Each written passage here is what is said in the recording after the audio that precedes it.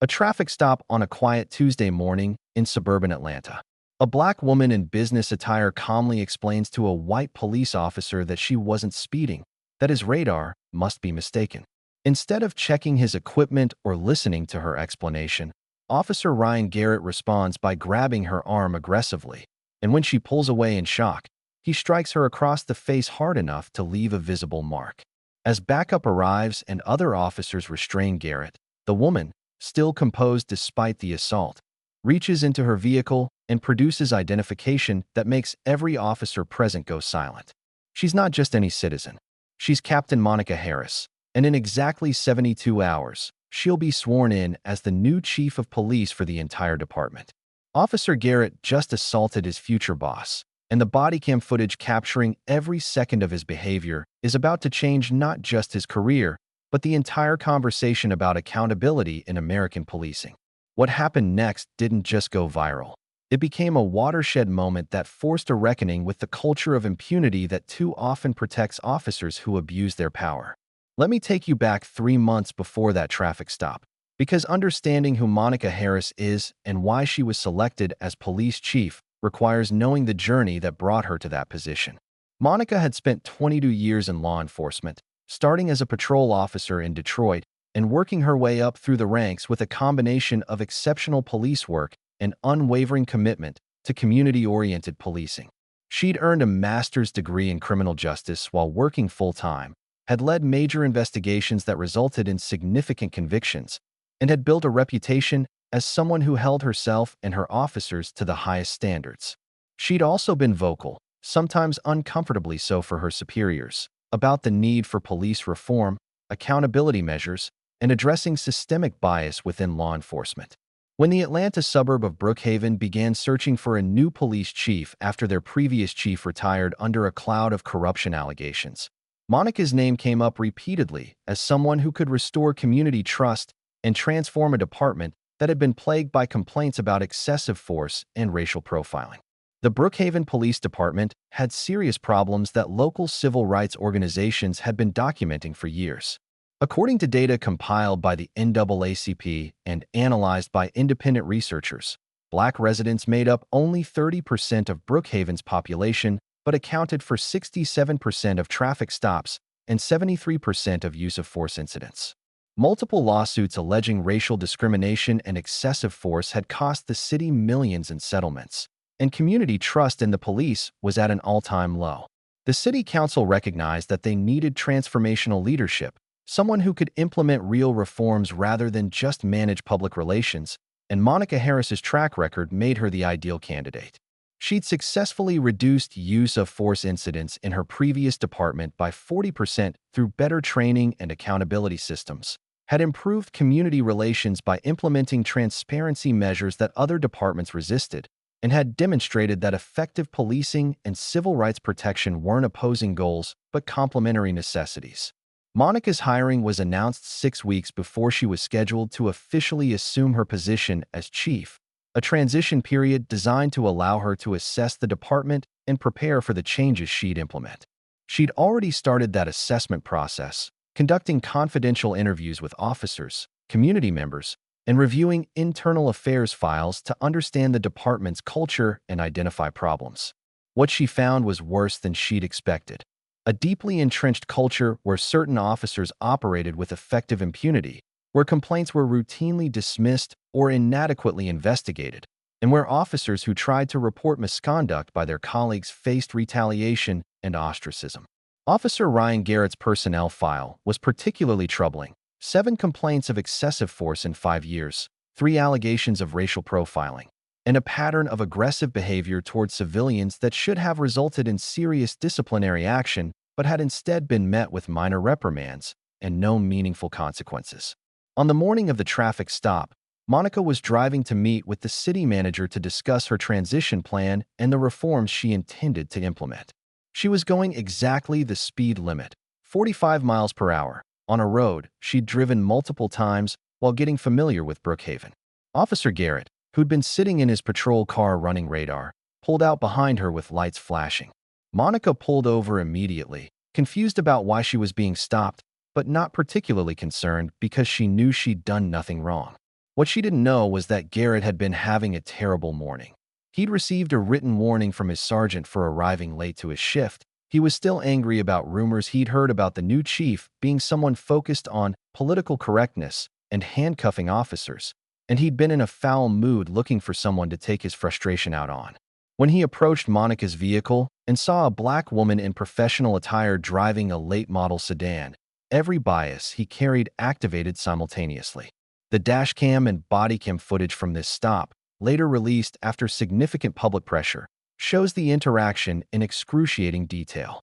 Garrett approaches with an immediately aggressive posture, demanding license and registration before even explaining why he'd initiated the stop.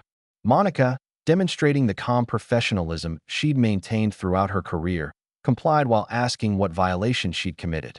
Garrett claimed she'd been speeding, doing 63 in a 45 zone, and when Monica politely but firmly stated that wasn't accurate, that she'd been carefully watching her speed, Garrett's tone became hostile.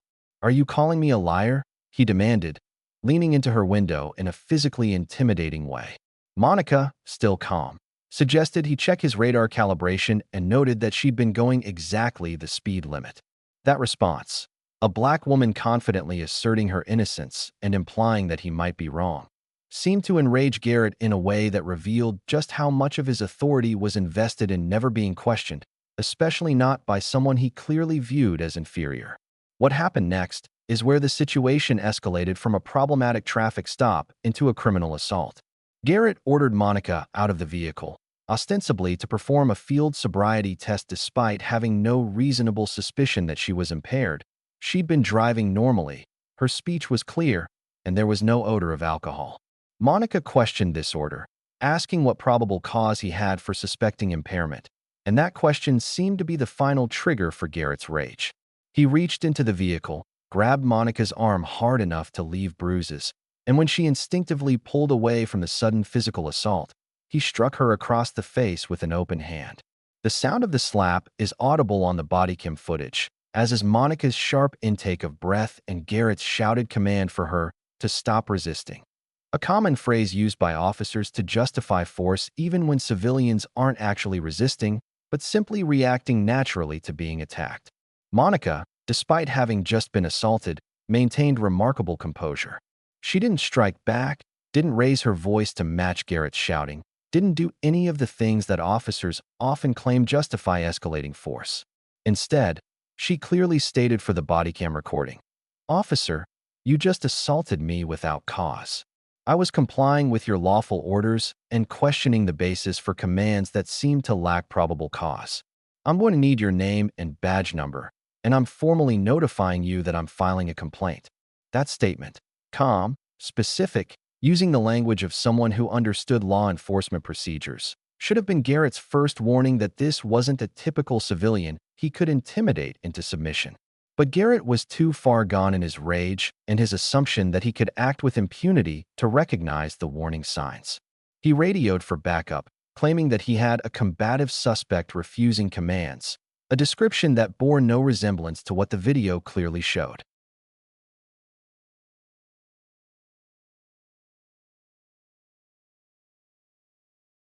When two backup officers arrived, Officers Jennifer Wu and Marcus Robinson, they immediately sensed something was wrong with Garrett's account of the situation.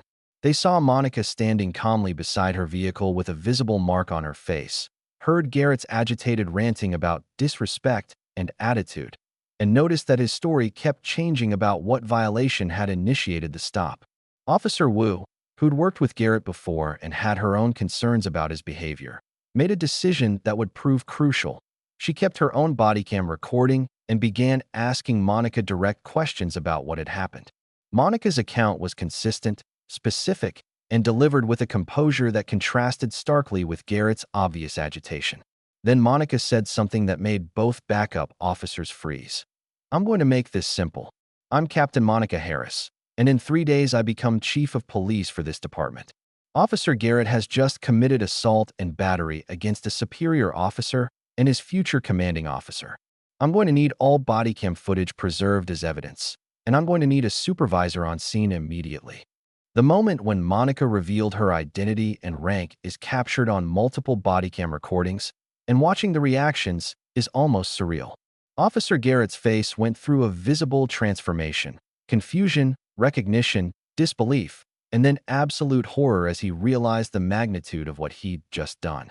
Officers Wu and Robinson immediately stepped away from Garrett as if his misconduct might be contagious, and Wu was already on her radio requesting a supervisor and quietly informing dispatch that they had a very serious situation that needed command staff involvement. Garrett, grasping desperately for any way to undo what had happened, started stammering attempts at explanation and apology, but Monica cut him off with a cold authority that made it clear the time for explanations had passed. "Officer Garrett, you are not to speak to me further. You will surrender your body cam footage to the responding supervisor. You will provide a written statement about this incident, and you will await administrative review. Do you understand?" Garrett, all his earlier aggression completely deflated, could only nod. The supervisor who responded to the scene was Lieutenant David Park, a 20-year veteran who'd been one of the officers Monica had interviewed during her assessment of the department. Park had been honest with her about the cultural problems in the department, and he'd expressed cautious optimism about the reforms she planned to implement. When he arrived and was briefed on what had happened, his response was immediate and unequivocal. Garrett was placed on immediate administrative leave, his badge and weapon were confiscated, and Park personally ensured that all body cam and dash cam footage was secured as evidence. Park also did something that Monica would later cite as an example of the kind of leadership the department needed. He apologized to her on behalf of the department, not as a legal strategy to limit liability, but as a genuine expression of shame that an officer under his supervision had behaved so reprehensibly. That apology didn't excuse what had happened, but it signaled that not everyone in the department shared Garrett's attitudes or condoned his behavior. The next 72 hours were chaotic. News of the incident spread through the department like wildfire, with officers dividing into predictable camps: those who recognized this as an opportunity for necessary accountability, and those who circled the wagons, claiming Garrett was being unfairly targeted and that the incident was being blown out of proportion. The local media got wind of the story, and what had been intended as a quiet internal investigation suddenly became a national news story when the body cam footage was leaked, probably by someone in the department who wanted to force accountability through public pressure. The footage went viral immediately, viewed millions of times within 24 hours, and the public response was overwhelming. People were outraged not just by Garrett's behavior, but by what his behavior represented: the casual assumption that he could assault a black woman without consequences, the automatic aggression towards someone who dared to question his authority, and the stark contrast between his treatment of Monica and how he'd likely have approached a white woman in similar circumstances. Monica's official swearing-in ceremony as chief of police became a much more significant event than anyone had anticipated.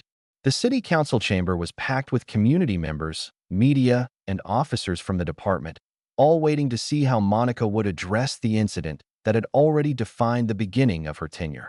In her acceptance speech, Monica did something remarkable. She didn't focus on Garrett or use the incident as a weapon against the department. Instead, she spoke about the systemic problems that had made Garrett's behavior possible: the lack of accountability, the culture that protected bad officers, the training that taught aggression instead of de-escalation, and the failure to take complaints from communities of color seriously. She acknowledged that most officers were good people trying to do difficult work, but she emphasized that protecting bad officers didn't serve good officers. It made everyone's job harder and more dangerous by destroying community trust. And she announced concrete reforms she'd be implementing immediately: mandatory bias training for all officers, an independent civilian review board for misconduct complaints, body cameras that couldn't be manually deactivated, and a clear message that officers who violated civil rights or used excessive force would face real consequences. Officer Ryan Garrett was fired from the Brookhaven Police Department within a week, after an expedited internal affairs investigation that found multiple policy violations, including assault, filing a false report, and conduct unbecoming an officer. But Monica pushed for more than just employment termination. She personally delivered the case file to the county prosecutor and advocated for criminal charges. Garrett was ultimately charged with simple battery and making a false report, charges that were relatively minor given the severity of what he'd done, but represented more accountability than officers typically faced for similar behavior. He pleaded guilty to reduced charges, received probation and community service, and lost his police certification, meaning he could never work in law enforcement again in Georgia. Some people felt this wasn't punishment enough, while others argued that Monica was being vindictive. Monica's response to both criticisms was measured. She wasn't interested in vengeance, but she was committed to accountability, and that meant officers who abused their authority had to face real consequences. The reforms Monica implemented over her first year as chief transformed the Brookhaven Police Department in measurable ways. Use of force incidents dropped by 52%, largely because of new de-escalation training and clear policies about when force was actually necessary. Complaints of racial profiling decreased by 41% as officers understood they'd be held accountable for discriminatory behavior. The Civilian Review Board established real oversight, investigating complaints thoroughly and making recommendations that the department was required to respond to publicly. Perhaps most significantly, the culture began to shift.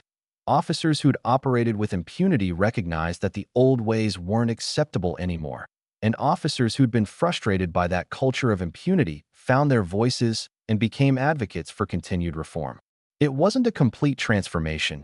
You can't undo decades of problematic culture in 1 year, but it was real, measurable progress that improved both public safety and community trust. Monica's handling of the Garrett incident and her broader reforms attracted national attention from police reform advocates and other departments considering similar changes. She was invited to speak at conferences, testify before legislative committees, and consult with other departments trying to implement accountability measures. Her message was consistent, that police reform wasn't about being anti-cop. It was about being pro-good policing, and that holding officers accountable for misconduct actually made good officers safer and more effective. She spoke about her own experience being assaulted by an officer in her own department, how that incident could have destroyed her or made her cynical, but how she'd chosen instead to use it as motivation to prove that accountability was possible and necessary. She became a powerful voice in national conversations about policing, bringing credibility that came from her dual experience as both a victim of police misconduct and a career law enforcement officer committed to the profession's highest ideals. The broader impact of Monica's story extended beyond policing to conversations about how organizations handle misconduct by powerful members. Her experience demonstrated that accountability requires more than just policies on paper.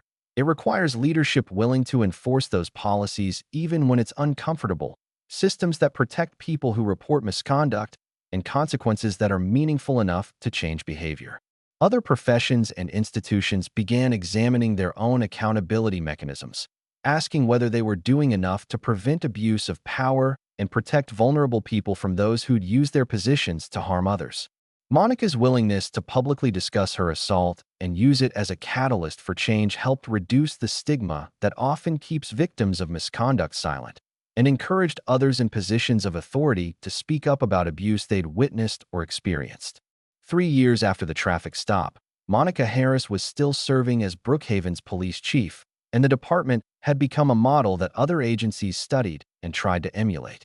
Crime rates had decreased, community satisfaction with police had increased significantly, and officer morale was actually higher than it had been under the previous administration, because good officers appreciated working in a department where they weren't constantly defending their profession against legitimate criticism of misconduct that went unpunished.